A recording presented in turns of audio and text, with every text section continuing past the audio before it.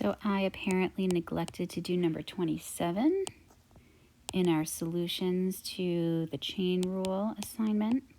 So we're going to do that one right now, especially because it's the coolest one. I am going to use the quotient rule, but set up my exponents like so instead of using the radical sign.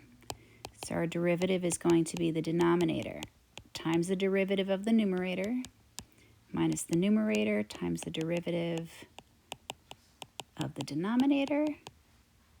That's going to involve chain rule. We've got to multiply by 2x over the denominator squared, which is going to be x squared plus 1 to the first power. Now I am going to simplify because it looks like we can cancel out this 1/2 and this 2. And I'm going to rewrite this so it's a little less messy. So minus, I've got an x here and an x here, so that's x squared.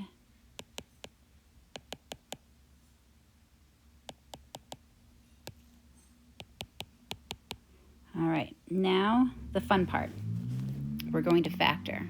I'm going to factor out an x squared plus 1 to the negative 1/2 because both of these terms have an x squared plus 1, and we take out the smaller of the two exponents.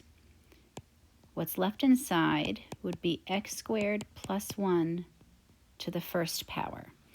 And that is because if we distribute, we add exponents, and 1 plus negative 1/2 gives us that positive 1/2.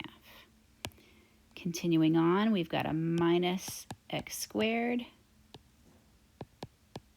over that x squared plus 1. All right, next step, I'm going to simplify all that good stuff in the brackets, and it looks like it is 1 minus 2x squared. And then I'm going to take this and put it in the denominator and change the exponent to a positive, which will give us x squared plus 1 to the 3/2, or